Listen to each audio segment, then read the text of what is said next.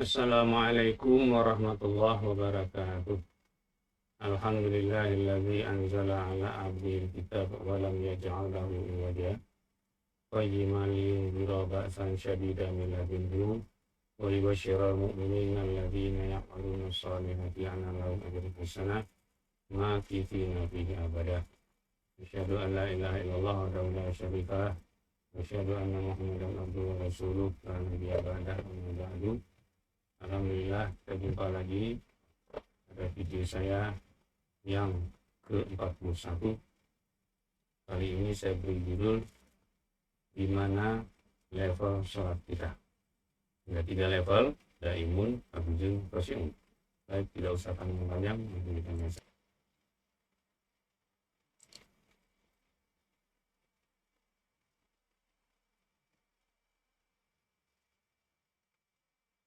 Di level mana sholat kita? Sebelum saya mulai ke arah situ, saya jelaskan dulu perbedaan antara mengerjakan sholat dan mendirikan sholat.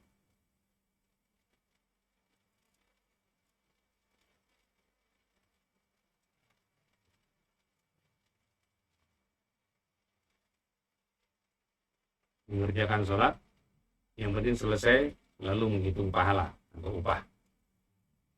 Walaupun tidak tahu pahala itu bagaimana, apa bentuknya, itu mencari. Kira-kira seperti tukang yang sedang mengerjakan atau menyelesaikan bangunan rumah.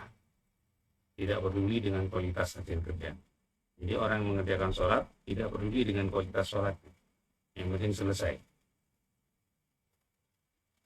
Hanya ada sholat melepaskan kewajiban, sholat bayar hutang, sholat kau perasaan gak enak. Itu semua mengerjakan sholat.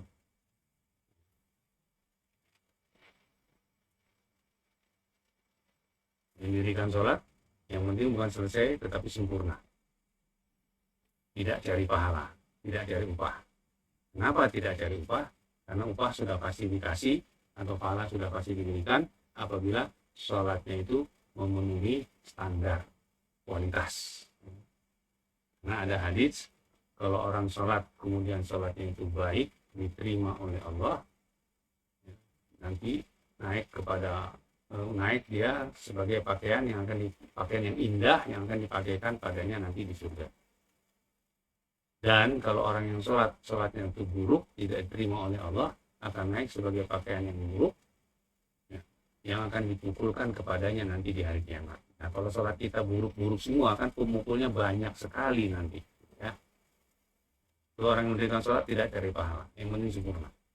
Kira-kira seperti pemilik rumah yang sedang membangun rumah. Sangat peduli dengan kualitas dan kesempurnaan.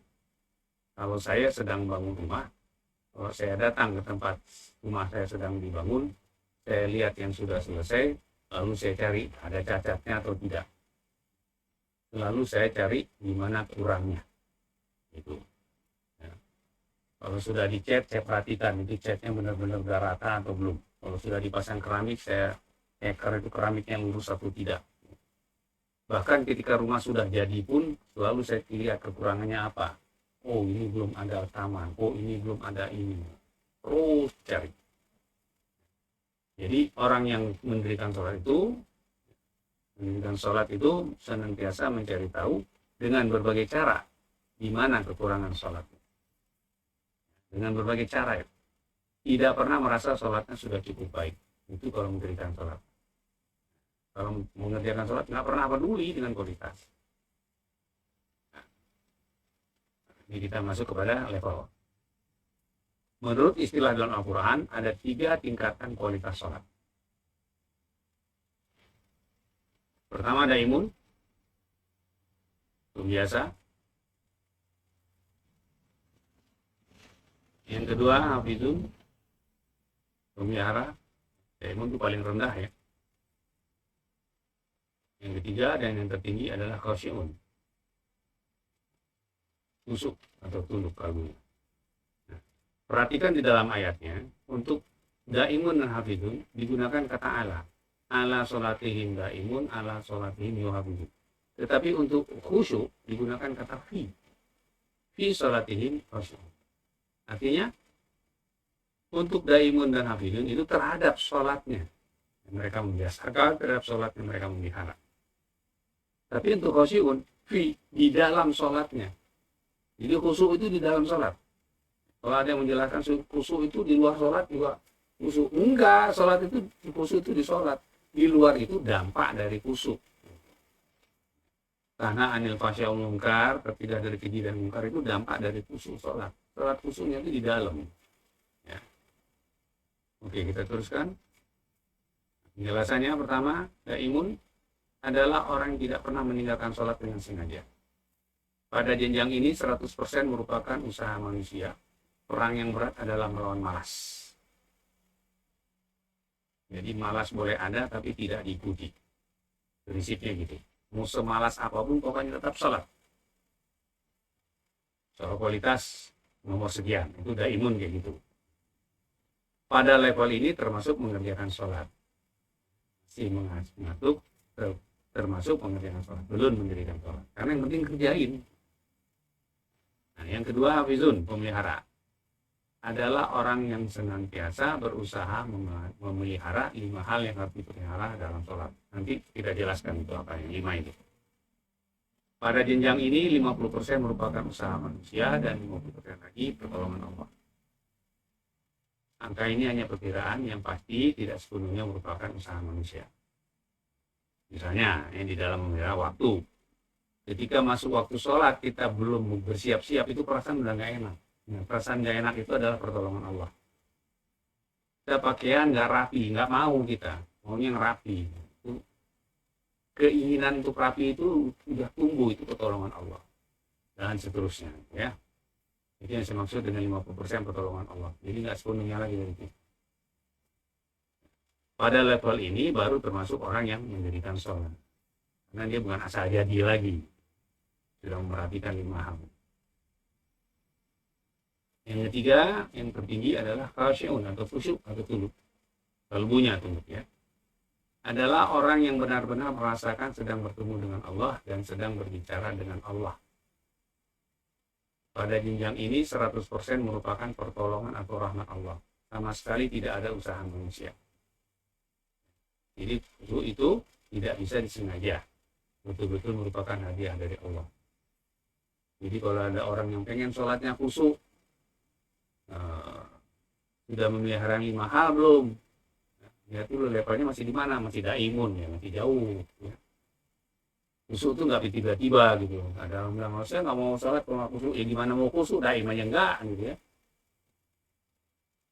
Jadi khusyuk itu jenjang tertinggi. Baru sholat kita diterima. Jadi mukmin itu kan salah satunya sholat khusyuk. Gitu. Nanti kita jelaskan khusyuk itu apa cirinya ya. Upaya agar kualitas sholat bisa mencapai khusyuk. Bagi yang mau khusyuk nih, kalau nggak mau khusyuk nggak usah terusin dengarnya. Ya, memelihara 5 hal. Pertama, waktu pelaksanaan sholat. Yang kedua, kebenaran ucapan dan gerakan. Yang ketiga, kebersihan dan kerapian pakaian dan tempat. Yang keempat, kesopanan. Yang kelima, niat. Mari kita jelaskan satu-satu. Waktu. Senantiasa berusaha sholat di awal waktu, bukan tepat waktu. Ya. Bila tepat waktu, maka sholat zuhur jam 14.00 atau jam 2 siang masih tepat waktu, karena masih waktu zuhur, tapi sudah tidak awal waktu.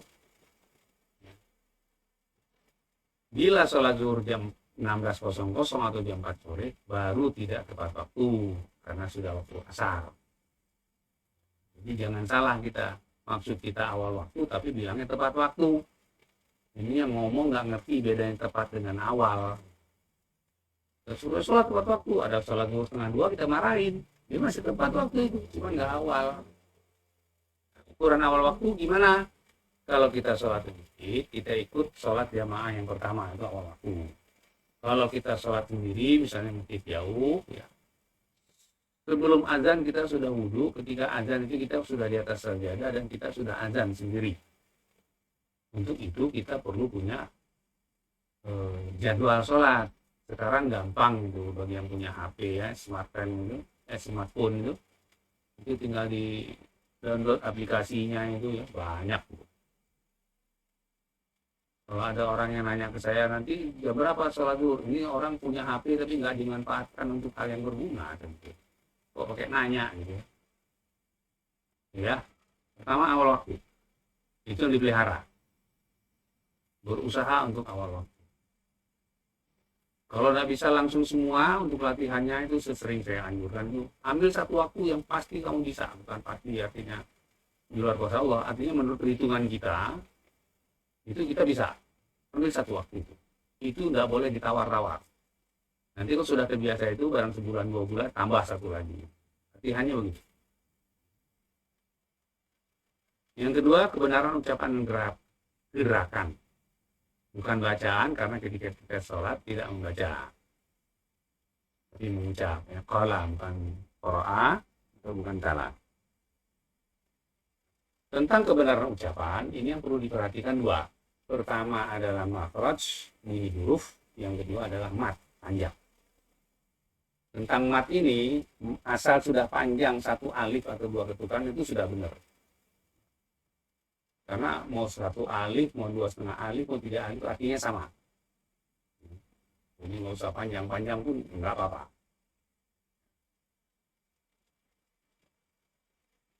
Ucapan itu atau bunyi huruf tadi itu misalnya beda antara nahli dengan nakhli. Yang satu itu pakai ha, itu artinya lebah.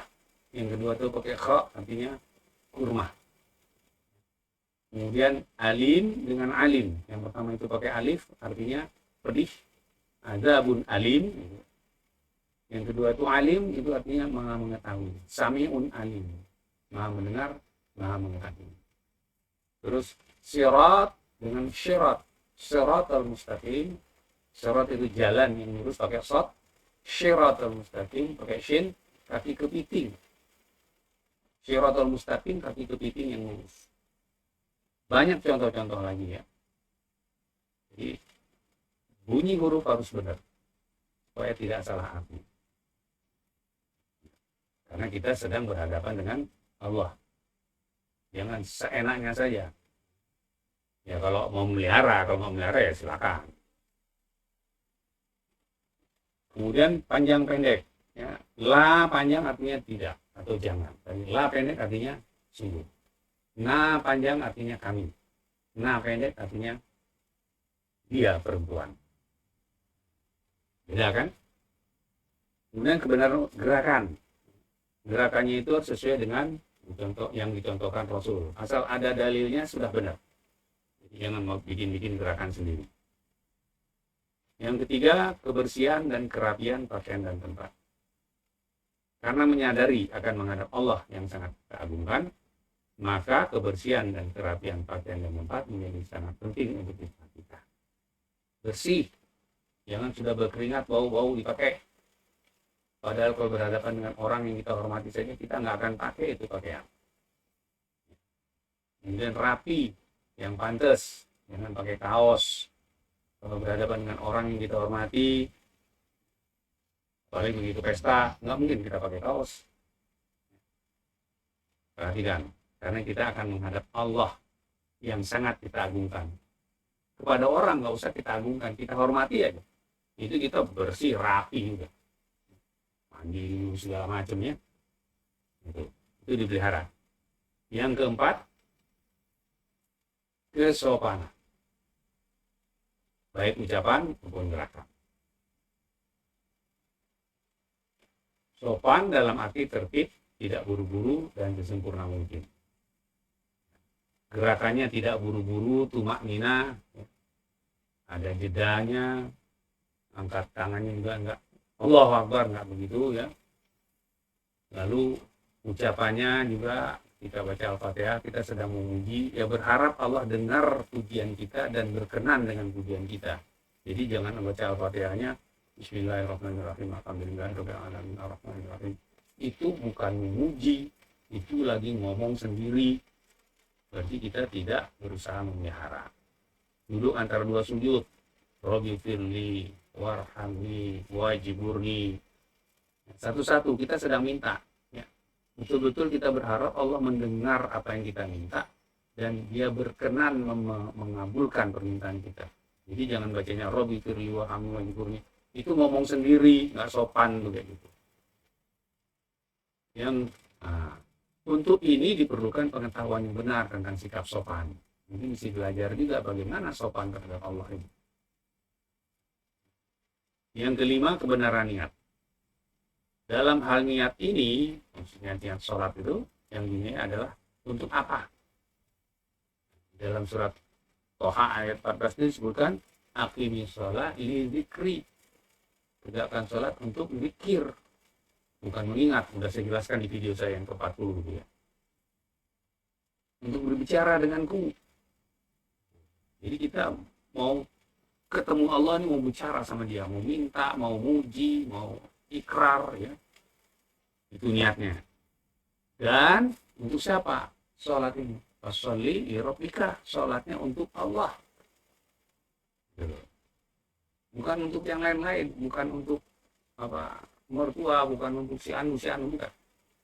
Untuk apa tuh? Untuk bicara dengan Allah, bukan untuk melancarkan rezeki, bukan untuk bayar hutang, bukan untuk melepaskan kewajiban, bukan untuk menyelesaikan masalah, enggak.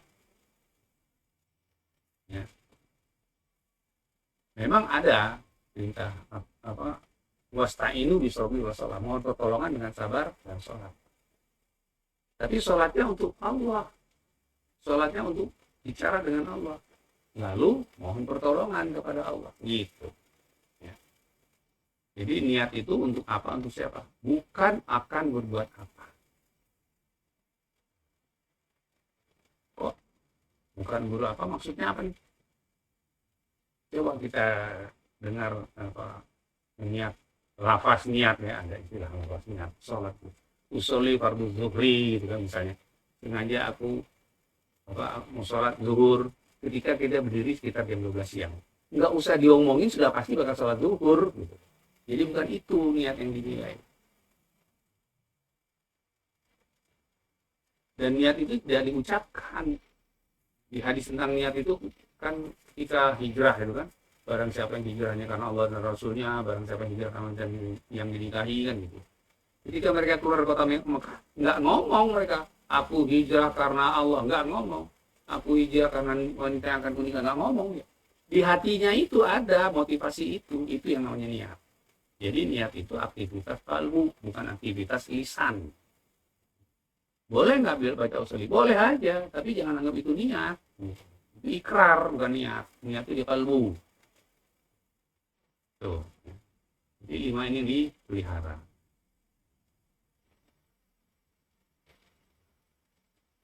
Agar jelas apa yang dimaksud dengan niat dan bedanya dengan keinginan atau rencana, mari kita lihat bagian berikut ini. Dari paling bawah. Bawah hadis, kemudian himmah, kemudian irodah, kemudian azam, kelima adalah qasdun, yang tertinggi adalah niat. Ini yang ada di dalam kalbu. Saya jelaskan satu-satu.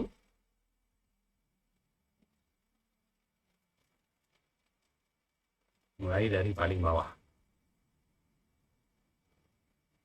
Pertama hadis. Ini keinginan yang melintas dalam kalbu. Sebentar kemudian hilang atau sirna. Kalau kita tiba-tiba terlintas mau pergi ke satu tempat gitu, terus hilang. Atau mau makan apa, terus hilang. Itu lima. Itu kasih contoh itu musim durian, kita lihat ada orang jual durian. Wah, kapan-kapan makan durian di sini.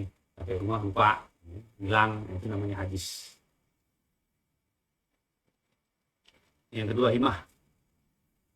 Keinginan yang menetap di dalam kalbu atau kehendak. Ini bisa lemah, bisa kuat. Contohnya keinginan Nabi Yusuf dan Zulaikha. Ketika Zulaikha menggoda beliau, menggoda Nabi Yusuf. Di ayat itu dikatakan hamma bihi wa hamma bihi. Si perempuan sudah berkehendak terhadap Nabi Yusuf dan Nabi Yusuf sudah berkehendak terhadap perempuan. Sudah sama-sama pengen. Itu sudah mendorong untuk berbuat.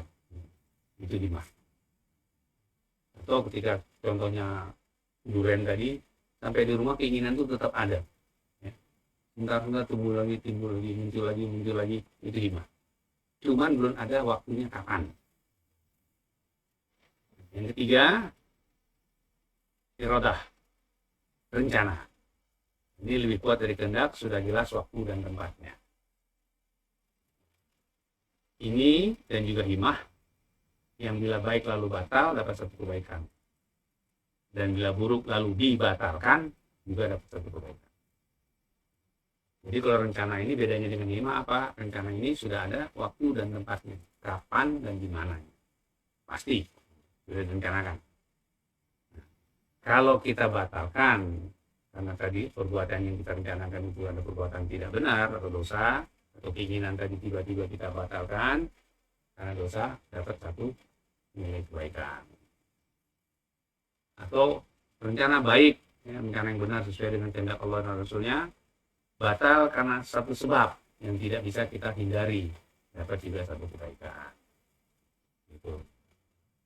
Saya sudah bertekad nih berencana nih bangun malam, sudah dibikin alarmnya segala macam, nggak kebangun, dan sudah tidur awal waktu, ya, sore-sore udah tidur lah. Kalau mau bangun malam tapi tidur jam 1 itu bohong gitu ya, jadi 10 gitu, tapi nggak terbangun, itu tidak ber. Oke, selanjutnya yang keempat, azam. Azam itu tekad. Rencana yang telah bulat tidak bisa diganggu-gugat lagi. Udah skala prioritas ini. Pokoknya harus saya lakukan. Bukan rencana lagi. Kalau rencana itu masih bisa dibatalkan. Kalau ini betul-betul kalau bukan dari Allah yang batalin, nggak bisa. Nah, bila sudah sampai tahap ini, Allah menyuruh kita untuk tawakal. Ayatnya, wa idza azamta fata'awudzu billahi minasyaitonir rajim. Wa idza azamta fatawakkal 'ala Allah. Dan apabila engkau telah bertekad, azamta, maka tawakal kepada Allah. Tawakal ini bukan berserah diri. Tawakal ini mengandalkan Allah. Ada upaya dari kita ya. Jika ada seorang sahabat datang ke masjid, untanya nggak diikat. Rasulullah nanya, kenapa untanya nggak diikat? Tawakal 'ala Allah. Rasulullah mengatakan, ikat dulu baru tawakal. Jadi mengandalkan Allah. Makanya orang-orang tawakal itu hasbi Allah, cukup Allah bagi dia. Dia nggak mengandalkan yang lain. Segala sesuatu itu dia mengandalkan Allah. Bukan usaha dia usaha, tetapi dia andalkan Allah yang memberikan hasilnya. Kalau kita sudah tekad akan kesana, tekad akan berbuat sesuatu, maka andalkan Allah untuk tidak sampai pada itu. Itu baru azam. Berikutnya, yang kelima, qasdun. Sudah bersiap-siap. Bila kita akan pergi ke suatu tempat, semua sudah siap, tinggal melangkah keluar rumah. Bila kita akan sholat, sudah berdiri, siap untuk takbiratul ihram. Di sini sebagian orang membaca lafaz niat. Ini satu istilah yang aneh menurut saya. Karena niat adalah aktivitas kalbu, bukan mulut. Boleh kamu baca atau mengucapkan? Boleh. Tapi bukan niat namanya. Kalau niat itu di kalbu. Ya. Walaupun yang mengatakan Roli fardu zuri Abu Kala lillahi ta'ala, tapi dia sholatnya bukan karena Allah. Ya niatnya nggak benar. Walaupun mulutnya mengucapkan itu. Jadi ingat ya, qasdun itu sudah siap berbuat. Kita sudah berdiri untuk sholat sebelum takbir, itu qasdun. Nah, tinggal kerjain aja gitu ya. Itu qasdun. Yang terakhir, yang tertinggi, ya, baru niat. Niat itu adalah kesengajaan. Coba kita ingat lafaz yang diajarkan niat saum. Nawaitu sauma ghadin. Terjemahnya apa? Sengaja aku puasa besok hari. Jadi niat itu kesengajaan. Nawaitu artinya aku sengaja. Kesengajaan. Sengaja berbuat untuk apa dan untuk siapa. Gitu. Jadi ketika kita angkat tangan takbir, itu kita menghayati saya ini mau zikrullah dan saya ini mau sholat untuk Allah. Gitu. Itu ketika angkat tangan. Niat itu selalu mengiringi perbuatan. Tidak mendahului perbuatan dan tidak sesudah perbuatan. Jadi orang niatnya apa, nah, kelihatan apa beriring dengan perbuatan. Jadi kalau kita baru rencana bilang, oh saya ada niatan nih nanti kalau ada rezeki, itu baru rencana. Apalagi kalau ada rezeki itu baru kehendak. Karena waktunya belum ketahuan, itu baru himmah. Yang bilang niat. Tapi keseringan kita kan bilang kita niat. Oh saya ada niat nih mau anu. Itu baru rencana paling tinggi. Ya. Atau himmah malah karena waktunya belum ketahuan kapan. Itu. Jadi ini yang dipelihara. Niat ini. Makanya ketika akan sholat itu diam dulu sebentar, jangan begitu berdiri langsung Allahu Akbar, itu nggak melihara niat itu, nggak sopan jelas kayak gitu ya. Nggak berdiri tertib dulu langsung takbir aja gitu. Banyak tuh saya perhatikan yang masjid itu, begitu masuk masjid berdiri langsung Allahu Akbar, itu bukan menghadap Allah. Oke, kita teruskan.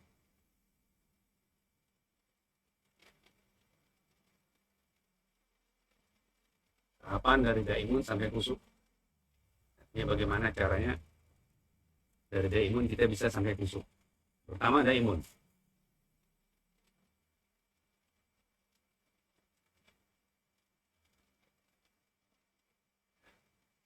Daimun, kalau kita memelihara sholat kita belum disebut hafizun. Levelnya masih daimun, tapi kita berusaha memelihara. Tapi kita mau menjadi masih yuhafizun, masih berusaha. Sampai suatu saat Allah menilai kita sudah layak naik level, maka Allah naikkan kita menjadi hafizun. Mulai tumbuh tuh perasaan-perasaan nggak enak kalau kita tidak memelihara yang 5 hal itu. Mulai tumbuh perasaan nggak enak.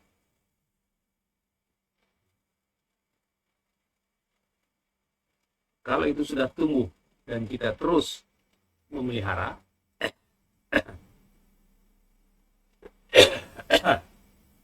nah, dan menurut Allah sudah saatnya kita naik level, maka Allah naikkan level kita menjadi khusyuk.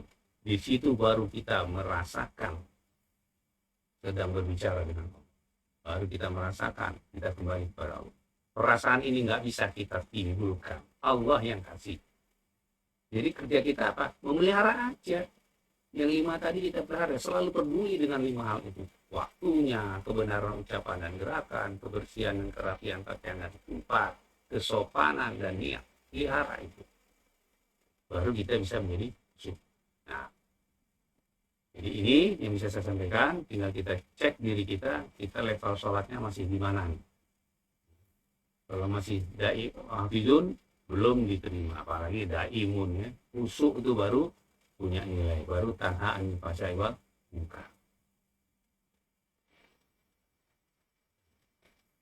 Khusyuk dalam sholat, saya khusus menjelaskan apa itu khusyuk, bagaimana cirinya. Khusyuk bukan konsentrasi. Allah menjelaskan ciri khusyuk ini di dalam surah Al-Baqarah ayat 45 dan 46. A'udzu billahi minasyaitonir rajim. Wasta'inu bisabri wassalah wa innaha lakabiratun illal 'alal khashi'in. Alladzina yazunnuna annahum mulaqu rabbihim wa annahum ilaihi raji'un.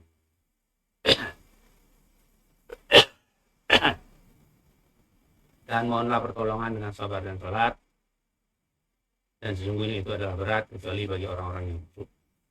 Itu orang-orang yang zon, merasa bahwasannya mereka sedang bertemu dengan Rabb mereka dan bahwasannya mereka kembali kepadanya.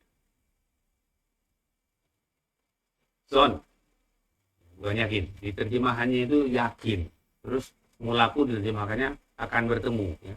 Mulaku itu adalah objek. Sudah mengalami. Jadi sedang dipertemukan. Mulaku Rabb ini. Sedang bertemu dia dengan Rabb. Itu perasaan orang yang khusyuk. Ya. Dan mereka merasa kembali kepadanya. Itu orang yang khusyuk gitu. 2 perasaannya.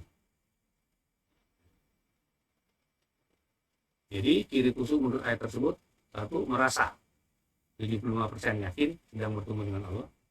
Yang kedua merasa 75% yakin kembali kepada Allah. Kok 75%? Nah, saya jelaskan. Saya menggunakan angka 75% untuk menunjukkan bahwa belum sampai pada tingkat yakin.